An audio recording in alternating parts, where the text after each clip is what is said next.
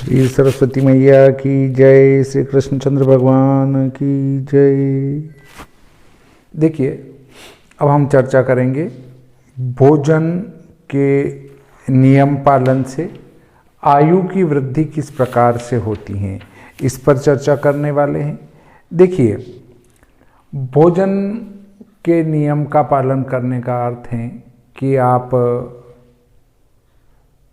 भोजन समय पर करें, भोजन सादा करें और भगवान को भोग लगाकर उसके बाद ही भोजन पाएं। भोजन में क्या दोष का ध्यान रखना चाहिए? भोजन भगवत सेवा समझकर करना चाहिए, अर्थात मैं भगवान की सेवा कर रहा हूं ये समझकर भोजन करें। दूसरा, अभक्ष्य भक्षण से दूर रहना, जो खाने योग्य चीजें नहीं हैं उनसे दूर रहना चाहिए। क्या खाने योग्य नहीं है ये आप स्वयं निर्णय कर सकते हैं। किसी जानवर को मार के नहीं खा सकते हैं, शराब नहीं पी सकते हैं, गुटखा नहीं खा सकते हैं, बीड़ी सिगरेट तंबाकू गांजा भांग इनका भक्षण नहीं करना चाहिए और दृष्टि दोष का विशेष ध्यान रखना चाहिए। दृष्टि दोष क्या है?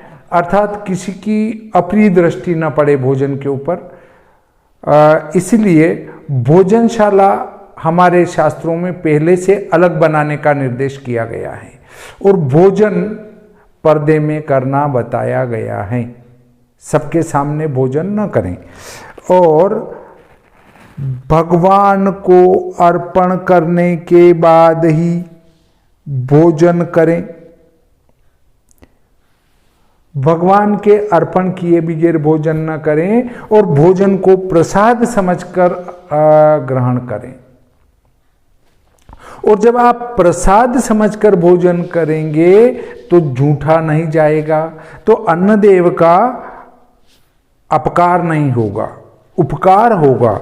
अन्नदेव का अच्छा उपयोग होगा। अर्थात यदि हम 10 ग्राम भी प्रतिदिन झूठा डालें तो 1 महीने का 300 ग्राम होगा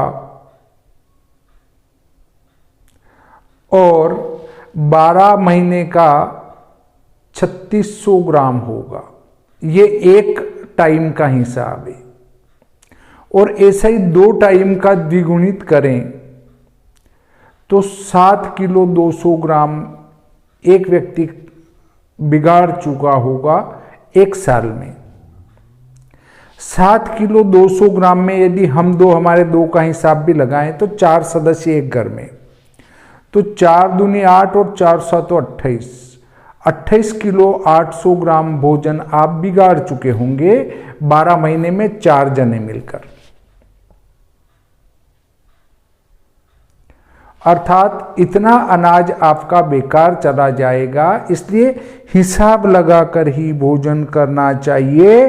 और दूसरा, इस प्रकार से नियम से भोजन करने से जो पूर्व के वीडियो में नियम बताए जा चुके हैं उनका अक्षरशः पालन करने से और भोजन को अन्न नारायण समझकर करने से आयुष्य में निरंतर वृद्धि होती जाती है।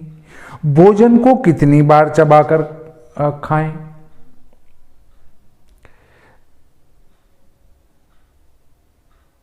वैसे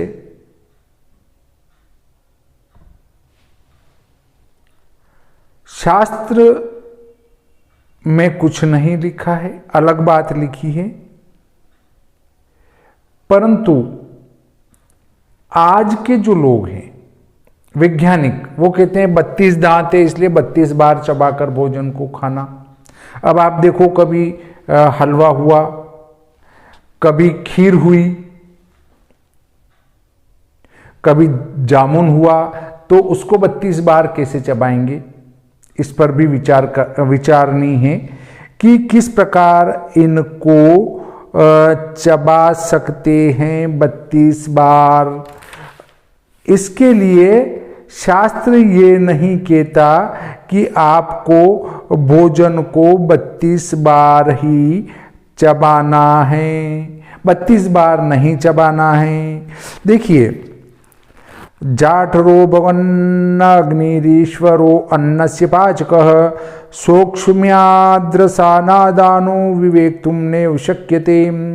जाठ अग्नि रूप भगवान साक्षात ईश्वर है, जो खाए हुए अन्न को पचाता है, वह रस को ग्रहण करता हुआ भी सूक्ष्म होने के कारण दिखाई नहीं पड़ता है।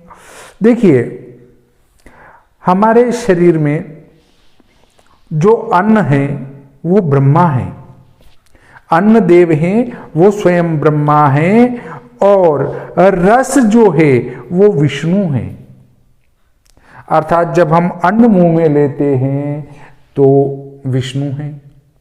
अब उसका बाद में रस बन जाता है, अन्न जो मुंह में लेते हैं वो तो ब्रह्मा है, गलत कहने में आ गया।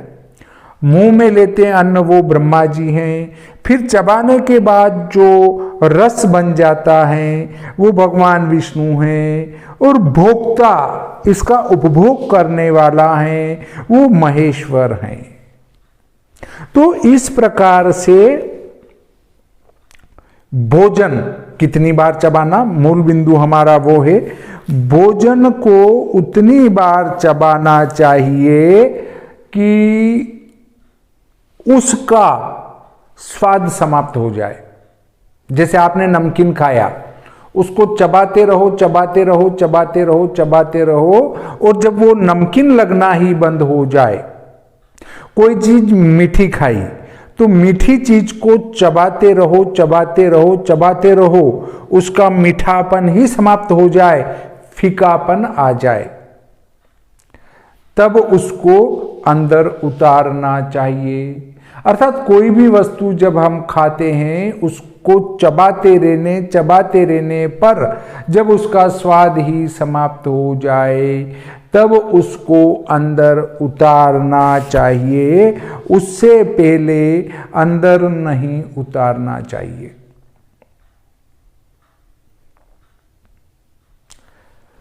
जब हम भोजन को चबाते हैं तो हमारी जीवा से एक रस निकलता जाता है निरंतर, वो रस उसमें मिलता जाता है भोजन में या जो खा रहे हैं उसमें, और उसको स्वादहीन बनाता जाता है।